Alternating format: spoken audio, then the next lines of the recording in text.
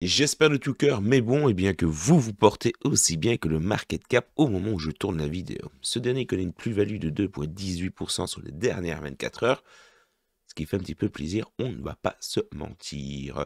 Du coup, nous avons un BTC à 85 208 dollars. La plus-value du côté du Bitcoin est de 1,59%. Du côté de l'Ether, on est sur du 1648 dollars. Ça fait quand même plaisir, mais bon, on va pas se mentir. D'accord, très loin des 2000 dollars, mais 5% sur les dernières 24 heures du côté de l'ETH. On va pas cracher dessus. Du côté du Doge, eh bien, 4,59% sur la plus-value. Le prix du Doge est de 16 centimes. Et notre XRP, pratiquement 5% de plus-value sur les dernières 24 heures. Et le prix de l'actif est de 2 dollars et 14 centimes. En tout cas, le marché de la crypto-monnaie a connu une très belle plus-value aujourd'hui, enfin certains actifs. Ça a été la régalade. Commençons le premier article de la vidéo, mais bon, avec une petite statistique que j'avais envie de vous partager tout simplement. Le rapport de 2025 que vous avez sous les yeux révèle la consolidation du marché crypto en France avec 10% des Français détenant des cryptoactifs contre 12% en 2024. On peut noter donc une petite baisse de régime. Bon, on va pas se mentir, les conjonctures entre guillemets de la vie font que il y a pas mal de personnes qui ont dû withdraw leur crypto-monnaie pour justement pouvoir subvenir à leurs besoins IRLement parlant. Et encore une fois, ça, on ne peut pas aller à l'encontre d'eux. Ensuite, nous avons un intérêt persistant. Nous avons 33% des Français qui envisagent d'investir en crypto-monnaie durant l'année 2025. Les usages se diversifient avec 79% des détenteurs favorables au paiement, 48% intéressés par l'identité numérique et 22% attirés par la DeFi. Cependant, la France, 10%, est en retard par rapport à ses voisins européens comme le Royaume-Uni où nous avons 19% d'adoption, les gars. Nous avons le Pays-Bas qui a 17% et la Belgique, mais bon, 17%. Ouais, donc là, petite piste de 5% par rapport à la France. Que dis-je? Nous sommes à 10%, 7% de différence, les gars, par rapport donc à la Belgique, Pays-Bas. Les investisseurs français sont souvent exposés à d'autres actifs comme les actions. Ils utilisent de plus en plus des plateformes institutionnelles comme Revolut. Savoir qu'il y a quand même 24% des investisseurs qui utilisent Revolut. C'est ouf ça par contre. J'utiliserai jamais personnellement Revolut. Non, il y a d'autres plateformes, les gars, vachement plus strong et plus, comment dire, plus spécialisées en la matière. Bon. Le rapport souligne également les défis et les opportunités partagées à l'échelle européenne dans le secteur. Mais bon, et vous, est-ce que vous avez abandonné le Bitcoin, etc., etc. Enfin, tu vas me dire, tu ne regarderas pas mes vidéos. Mais je note quand même qu'il y a une petite baisse de régime. En même temps, c'est général, hein, les gars. Je peux comprendre que ces derniers jours, c'est un petit peu dégoûté certains. C'est ce que j'arrête pas de chanter. Hein. Si vous avez les épaules que, de un, c'est pas votre premier run. Vous savez bien, les gars, que tout ça, c'est éphémère. Si maintenant vous avez investi il y a le courant du mois passé, je peux comprendre que vous soyez un petit peu en PLS. Là, je le comprends pleinement. Mais encore une fois, les gars, n'ayez crainte. Avec de la patience, vous allez pouvoir retirer un billet. Mais encore une fois, avec de la patience. Bon, on va s'attaquer du coup directement aux actualités autour du Ripple et du XRP, les gars. Lors de cette petite interview, nous avons Brad Garlinghouse qui a suggéré que la société pourrait payer l'amende de 50 millions de dollars à la SEC. Mais ça, c'est clairement ce qu'on a vu hier. Donc, en gros, il a annoncé officiellement. Donc, faut savoir que de base, c'était 125 millions. Donc, ouais, c'est clairement le chiffre qu'on avait vu hier. Mais bon, l'amende a été réduite de 75 millions. Ouais. Savoir que l'appel avait été imposé en août pour les ventes non enregistrées des clients institutionnels. Ripple avait déposé les 125 millions dans un compte portant des intérêts et après un changement de politique de la SEC, les deux parties ont convenu de clore lors de leurs appels respectifs avec une amende réduite et la levée de l'injonction permanente à 2,03 $. Ça, c'était début de journée, les gars. Donc oui, si vous vous êtes positionné, j'espère que vous avez votre compte sur Bitunix, mais bon, réellement. Parce que il y en a beaucoup, entre guillemets, qui vont me remercier dans quelques semaines, voire mois, une fois que la récompense popera, etc. etc. Je le dis, je le redis, je vais un petit peu me calmer par rapport à ça, parce que je suis pas censé vous en parler. Mais foncez, poncez l'offre, les gars, et surtout, ayez un compte avec de l'activité. Bon, tout ça pour vous dire que ouais, si vous étiez positionné aujourd'hui avec un petit XRP à 2,03 $, théoriquement parlant, ça a dû être full pognon pour vous aujourd'hui. Bref.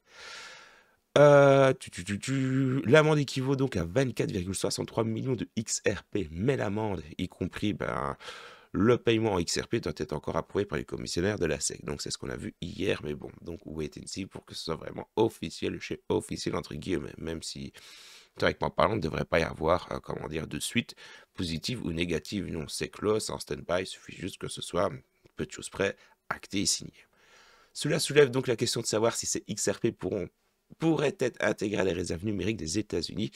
Ah ben oui, parce que comme l'amende va être payée, c'est pas exclu, va être payé en XRP, c'est pas exclu que ces XRP fassent partie de la réserve. En tout cas, c'est ce que Brad Garlinghouse a laissé sous-entendre justement lors de cette interview. C'est un petit peu le complément à l'information par rapport à hier, mais bon. Ouais. Donc la réserve d'actifs numériques des États-Unis, initiée par Trump, qui inclut déjà 16 milliards de dollars d'actifs, les gars. Même à savoir que ce sont des dollars, des actifs qui ont été saisis. Les actifs en question, ben, c'est du BTC, de l'ETH, de l'USDT et du BNB, mais pas encore de XRP. Donc, avec l'amende payée, ce ne serait pas exclu que ça en fasse partie. Du côté du XRP, eh bien, ce dernier a connu une semaine mitigée, comme la plupart des crypto-monnaies, on ne va pas se mentir. Le XRP a chuté à 1,61$ en début de semaine, avant de rebondir à 1,72$ et à 2,09$ mercredi, atteignant 2,18$ ce samedi. Ce qui représente quand même une petite hausse de pratiquement 5%, comme on l'a vu tout à l'heure, les gars. Au moment où j'ai switché la page, on a vu que le XRP a passé la plus-value de 5%. On va confirmer mes dires, 5,36%. Donc oui, très belle, très belle journée pour le marché de la crypto en général. Cette semaine a été marquée par l'acquisition donc de Hayden Road par Ripple pour 1,25 milliard de dollars, ce qui en fait tout simplement la plus grande transaction au sein de l'industrie crypto. Le rachat en question verra Hayden Road utiliser le stablecoin RLUSD comme collatéral et migrer surtout ses activités post-trade sur le XRP Ledger. Et là par contre ça va booster, stimuler grandement l'activité, hein, parce que pour le moment l'activité du XRP Ledger est un petit peu au PLS.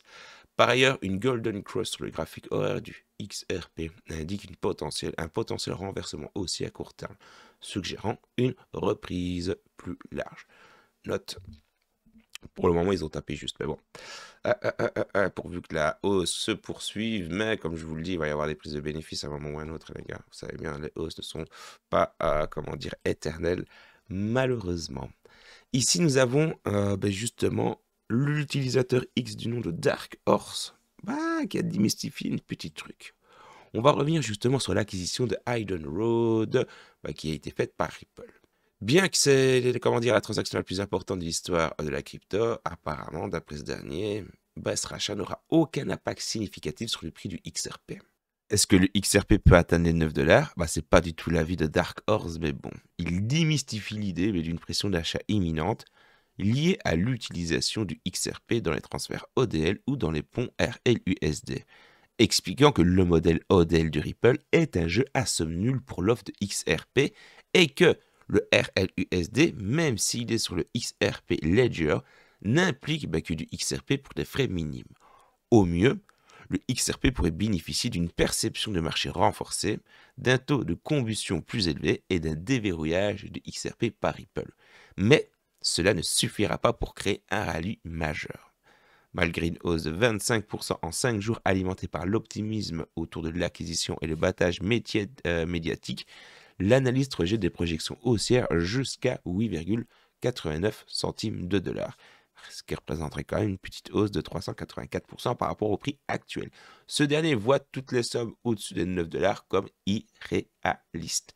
Et vous, mon bon et brave au cœur pur, quel est votre avis? Dites-moi quoi dans l'espace commentaire. Il y a 4 ans d'ici, je vous avais parlé de Bybit, vous m'avez fait confiance. Bybit est maintenant numéro 2 en termes de plateforme sexe. Vous m'avez fait confiance avec BitGet qui est de tête 4e ou 3e. Ici les gars, faites-moi plaisir, faites-moi confiance plutôt avec Bitunix. Et oui, du coup, faites-moi plaisir en passant via le lien. Donc oui, en toute objectivité, ce serait complètement con de ne pas en profiter. Encore une fois, vous faites ce que vous voulez, les gars. N'oubliez pas que tout ce qui concerne le trading et les investissements comporte de l'argent et des risques. Le but de la démarche n'est pas de vous mettre à terre, que du contraire, non, c'est de vous faire profiter et de vous faire kiffer. Donc, allez poncer l'offre, les gars, parce que je vous le dis, vous allez être récompensé. Encore une fois, pour les utilisateurs qui, justement, vont commencer à utiliser la plateforme pour le trading. Et vous allez voir que, au final, les gars, Bitfinex, les gars, c'est une plateforme qui est vouée à exploser step up. Je vous l'ai dit dans la vidéo d'hier, le earning, enfin comment dire, le flexible stacking est seulement arrivé hier. Donc autant vous dire que oui, early, on est carrément early de chez early. Enfin, dans quelques heures, mais bon,